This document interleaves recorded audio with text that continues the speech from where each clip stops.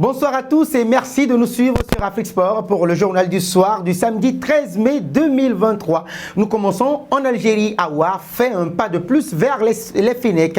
Il y a quelques semaines, Oussem Aouar a annoncé sa volonté de changer de nationalité sportive. Le joueur de l'OL qui a porté le maillot de l'équipe de France à une seule reprise en 2020 a indiqué vouloir jouer pour l'Algérie, son pays d'origine. Jeudi, Aouar s'est en effet rendu au consulat d'Algérie de Lyon pour une visite de courtoisie au chef de poste et pour renouveler par la même occasion ses documents d'identité et de voyage, comme l'a indiqué l'instance sur son site officiel. C'est une bonne nouvelle pour celui qui détient à la fois la nationalité algérienne et française. Pensez-vous qu'il pourra s'imposer avec les Fennecs d'Algérie, coachés par Djamel Belmadi? Vos réponses sont attendues en commentaire. Après cela, nous enchaînons avec le Sénégal. Le mea culpa sincère de Diao Baldé Keita. Faisant une rétrospection pour le journal Record, Baldé a évoqué quelques mauvais choix qui l'ont dévié de la trajectoire qui lui était promise.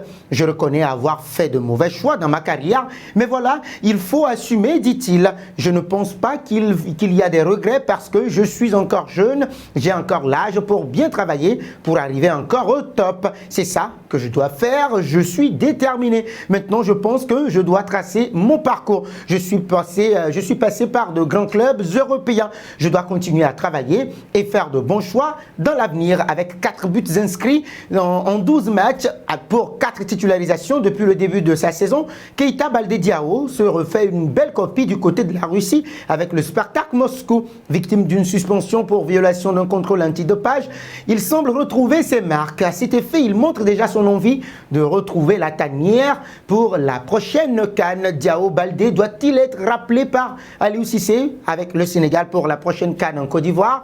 Vos réactions sont attendues en commentaire. Nous partons cette fois-ci en Allemagne. Le Bayern Munich écrase Schalke 04 et met la pression sur le Borussia Dortmund.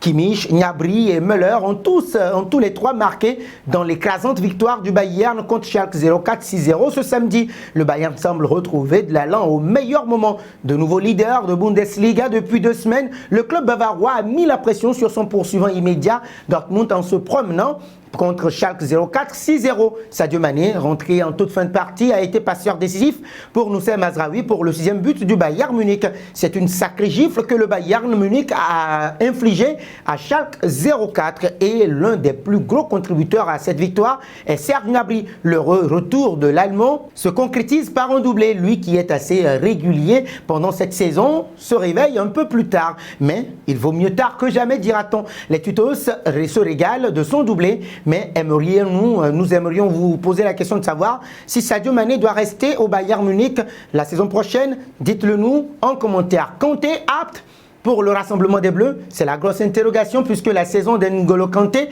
avec Chelsea semble d'ores et déjà terminée alors que le dernier match du club londonien est prévu dans 2 semaines face à Newcastle United le 28 mai prochain.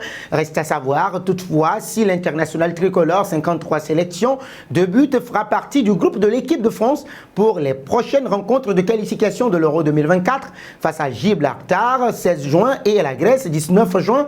Et à ce sujet, Didier Deschamps, le sélectionneur des Bleus, communiquera la liste le mercredi 31 mai prochain avec Ousmane N'Golo Kanté.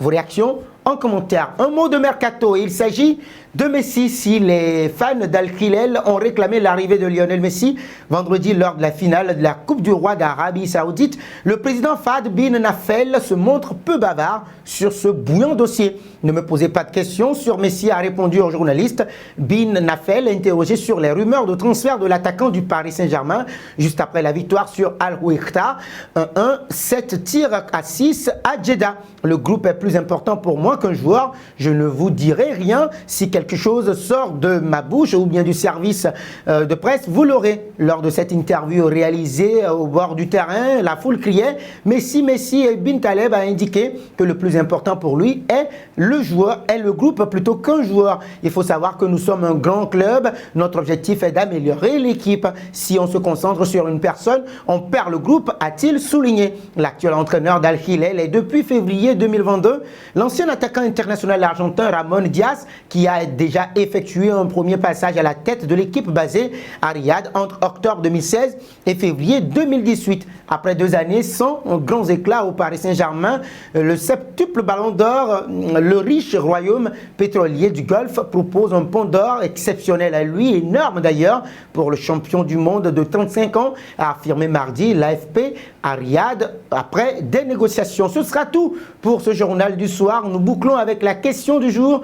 Lionel Messi doit-il quitter le Paris Saint-Germain pour l'Arabie Saoudite pour nous offrir encore un nouveau duel avec Cristiano Ronaldo? Vos réponses sont attendues en commentaire. Mais en attendant, toi qui me suis et qui ne t'es pas encore abonné, n'hésite surtout pas de le faire et d'activer la cloche de notification pour ne rien manquer de nos prochaines actualités footballistiques.